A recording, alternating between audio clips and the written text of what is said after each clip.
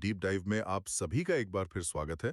जो श्रोता हमारे साथ जुड़े हुए हैं वो जानते हैं कि हमने अब तक एचपीएफआर, एफआरएसआर, अवकाश नियमों और पेंशन से जुड़े नियमों पर काफी गहराई से चर्चा की है। आज से हम एक बिल्कुल नई और मैं कहूंगा शायद सबसे महत्वपूर्ण श्रृंखला शुरू कर रहे हैं। हम बात करने जा रहे हैं उस रूल बुक की जो हर सरकारी कर्मचारी के सेवा जीवन में अनुशासन की नींव है। केंद्रीय सिविल सेवा वर्गीकरण, नियंत्रण और अपील नियम 1965, जिसे हम सब सीसीसीए रूल्स 1965 के नाम से जानते हैं। आपने बिल्कुल सही कहा। ये सिर्फ एक नियमों की किताब नहीं है, बल्कि ये एक तरह का क्या कहते हैं संविधान है। ये केंद्र सरकार के कर्मचारियों के अधिकार, उनके कर्तव्य और अनुशासनात्मक प्रक्रिया को परिभाषित करता है। हम्म। परीक्षाओं के लिए तो ये जरूरी है ही, पर उससे भी ज्यादा ये हर कर्मचारी को ये समझने में मदद करता है कि सिस्टम काम कैसे करता है। मतलब उनसे क्या उम्मीद की जाती है और अगर कभी कोई चूक हो जाए तो प्रक्रिया में निष्पक्षता कैसे रखी जाती है। संविधान शब्द का इस्तेमाल बहुत दिलचस्प है। इसका मतलब है कि हम सिर्फ नियमों को रटने नहीं वाले, बल्कि उनकी आत्मा को समझने की कोशिश करेंगे। तो आज की हमारी चर्चा का रोड मैप क्या रहेगा? इस बड़े विषय की शुरुआत हम कहाँ से करने वाले हैं? आज हम दो कदम उठाएंगे। पहला, हम इन नियमों का एक हवाई दृश्य लेंगे, एक बर्ड्स आई व्यू।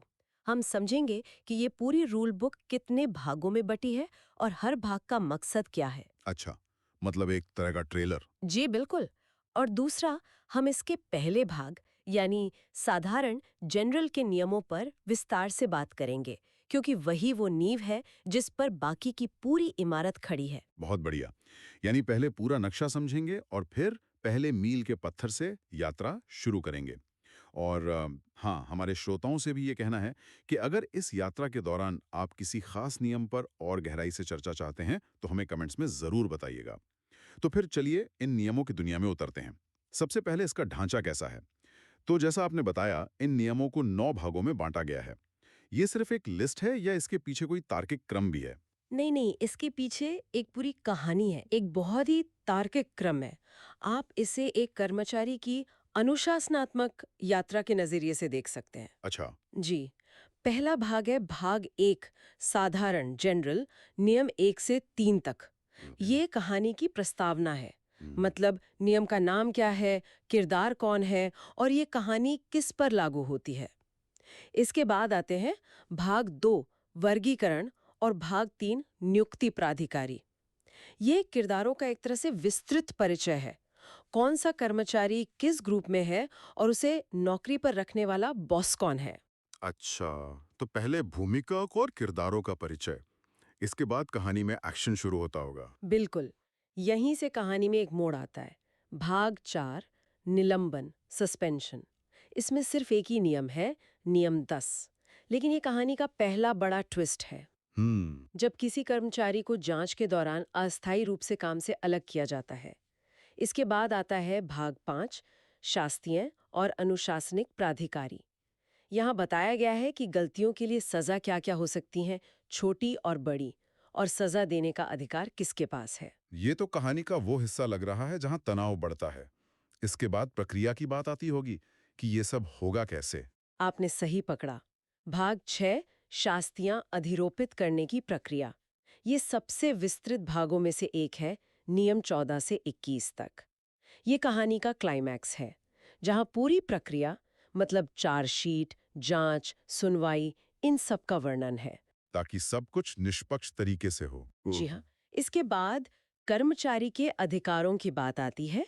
भाग 7, अपील, अपील्स, नियम 22 से 28 तक। अगर कर्मचारी को लगता है कि निर्णय गलत है तो वो अपील कर सकता है। उसे अपनी बात रखने का एक और मौका मिलता है।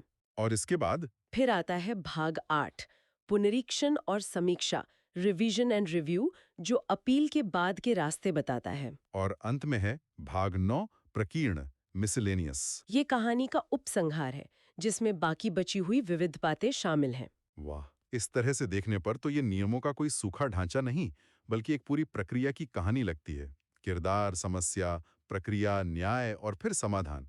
इससे आगे की चर्चा को समझने में बहुत मदद मिलेगी। तो चलिए कहानी की प्रस्तावना यानी भाग 1 से शुरू करते हैं। ठीक है। तो भाग 1 का पहला नियम, नियम 1, ये तो आमतौर पर नाम और तारीख के बारे में ही होता है। हाँ, नियम एक सीधा और सरल है। इसका शीर्षक है संक्षिप्त नाम और प्रारंभ।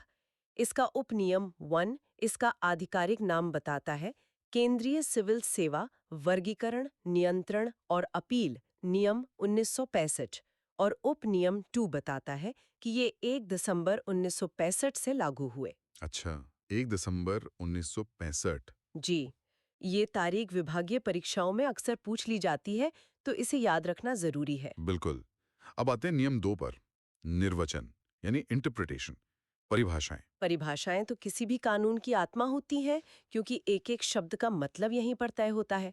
तो इसमें कौन सी परिभाषाएं सबसे अहम है? नियम 2 में कई महत्वपूर्ण किरदार हैं, लेकिन सबसे मुख्य किरदार है क्लॉज ए, नियुक्ति प्राधिकारी, अपॉइंटिंग अथॉरिटी। ये परिभाषा थोड़ी सी जटिल है, लेकिन बहुत महत्वपूर्ण है।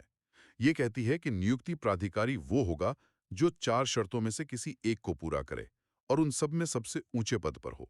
4 शर्तें। जी, पहली जो उस सेवा या ग्रेड में नियुक्ति के लिए अधिकृत हो, दूसरी जो उस पद पर नियुक्ति के लिए अधिकृत हो, तीसरी जिसने असल में उस कर्मचारी को नियुक्त किया हो और चौथी अगर कर्मचारी पहले किसी और स्थायी सेवा में था, तो उस पुरानी सेवा में नियुक्त करने वाला प्राधिकारी। 1 मिनट, ये थोड़ा जटिल लग रहा है। इन चारों में से जो भी प्राधिकारी उच्चतम होगा, इसकी जरूरत क्यों पड़ी? इसे इतना घुमावदार क्यों बनाया गया? बहुत अच्छा सवाल है। इसकी वजह कर्मचारी को एक तरह का सेफ्टी नेट या कहिए सुरक्षा कवच देना है। सुरक्षा कवच कैसे? इसे एक उदाहरण से समझते हैं। मान लीजिए एक कर्मचारी को यूपीएससी के माध्यम से नियुक्त किया गया और नियुक्ति पत्र राष्ट्रपति के आदेश से जारी हुआ। बाद में उसका ट्रांसफर किसी मंत्रालय में हो जाता है, जहां उसका रिपोर्टिंग ऑफिसर एक डायरेक्टर है।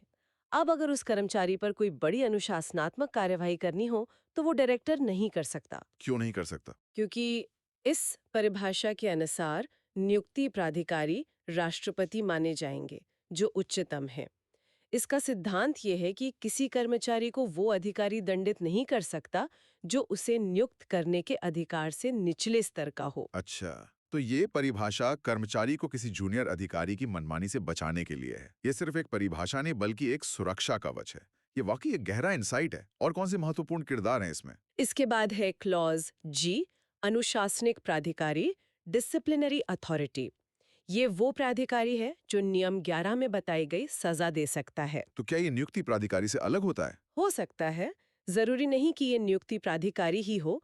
कई मामलों में ये कोई निचला अधिकारी भी हो सकता है, लेकिन वो बड़ी सजाएं मतलब मेजर पेनाल्टीज नहीं दे सकता। ठीक है। फिर है क्लॉज ख, सरकारी सेवक, गवर्नमेंट सर्वेंट।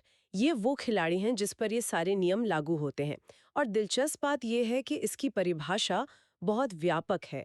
इसमें न सिर्फ केंद्र सरकार के सिविल पदों पर काम करने वाले लोग शामिल हैं, बल्कि राज्य सरकार या किसी स्थानीय निकाय जैसे नगर निगम के वो कर्मचारी भी शामिल हैं जो अस्थायी रूप से केंद्र सरकार के अधीन काम कर रहे हैं। मतलब डेप्यूटेशन पर हैं। जी बिल्कुल, जो डेप्यूटेशन पर है। यहाँ मैं फिर से रोकना चाहूंगा।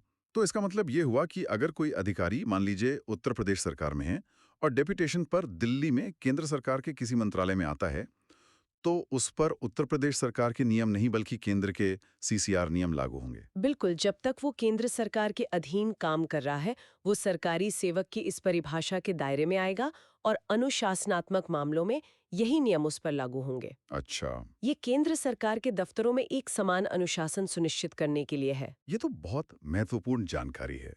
अब नियम 3 पर आते हैं। लागू होना, एप्लीकेशन। ये नियम बताता है कि ये कहानी किस किस पर लागू होती है और शायद उससे भी ज्यादा जरूरी किस पर नहीं। सही कहा आपने। नियम 3 दायरे को स्पष्ट करता है। इसका उपनियम 1 कहता है कि ये हर सरकारी सेवक पर लागू होता है, जिसमें रक्षा सेवाओं के सिविलियन कर्मचारी भी शामिल हैं। लेकिन इसमें कुछ बड़े अपवाद, एक्सक्लूजन्स भी हैं, जिन पर यह कहानी लागू नहीं होती। जैसे? जैसे कि रेलवे के कर्मचारी। अच्छा, रेलवे के कर्मचारी। जी। और अखिल भारतीय सेवाओं मतलब ऑल इंडिया सर्विसेज के सदस्य, जैसे आईएएस, आईपीएस। और जो लोग कैजुअल रोजगार में हैं, उन पर भी ये लागू नहीं होता। रुकिए, रेलवे और अखिल भारतीय सेवाएं, ये तो केंद्र सरकार का ही हिस्सा है। फिर इन पर ये नियम लागू क्यों नहीं होते? इनके लिए अलग से नियम क्यों हैं? अपनी जरूरतें हैं, इसलिए उनके लिए अपने अलग नियम हैं। जिन्हें railway servants discipline and appeal rules कहा जाता है। इसी तरह अखिल भारतीय सेवाओं के अधिकारी केंद्र और राज्य दोनों जगह काम करते हैं, इसलिए उनके मामलों को संभालने के लिए all India services discipline and appeal rules बनाए गए हैं। मतलब एक साइज सब पर फिट नहीं होता वाला सिद्धांत यहाँ भी लागू होता है। बिल्कुल। ये अंतर समझना बहुत जरूरी था। नियम 3 में और भी कुछ खास है? हाँ, इसका उपनियम 3 बहुत ही दिलचस्प है और ये आपके डेप्यूटेशन वाले सवाल से ही जुड़ता है। ये कहता है कि अगर कोई कर्मचारी जिस पर सामान्य रूप से सीसीएस सीसीए नियम लागू होते हैं, मान लीजिए सचिवालय का कोई अधिकारी, वो अस्थायी रूप से किसी ऐसी जगह ट्रांसफर हो जाता है जहां ये नियम लागू नहीं होते, जैसे उसे रेलवे में डेप्यूटेशन पर भेज दिया गया, तब भी उस पर उसके अपने मूल कैडर के सीसीएस सीसीए नियम ही लागू रहेंगे। ये तो वाकई बहुत दिलचस्प है। मतलब नियम कर्मचारी का पीछा नहीं छोड़ते। इसे ऐसे समझ सकते हैं कि आप किसी दूसरे देश घूमने जाते हैं तो भी आप पर आपके अपने देश की नागरिकता के नियम तो लागू रहते ही हैं। आपकी पहचान नहीं बदलती। वैसे ही कर्मचारी का मूल कैडर ही उसकी पहचान है और उसके नियम हमेशा उसके साथ चलते हैं। आपने क्या खूब एनालॉजी दी है, बिल्कुल यही मतलब है इसका। ये किसी भी तरह के भ्रम को दूर करता है और सुनिश्चित करता है कि कर्मचारी हमेशा अपने मूल कैडर के नियमों के प्रति जवाबदेह बना रहे। हम्म। और अंत में उप नियम 4 किसी भी विवाद की स्थिति में एक अंतिम समाधान देता है। हम्म। अगर कभी ये संदेह हो कि ये नियम किसी व्यक्ति पर लागू होते हैं या नहीं, तो मामला राष्ट्रपति को भेजा जाएगा और उनका निर्णय ही अंतिम माना जाएगा। एक तरह का अंपायर का प्रावधान है ताकि खेल के नियमों पर कोई बहस ना हो।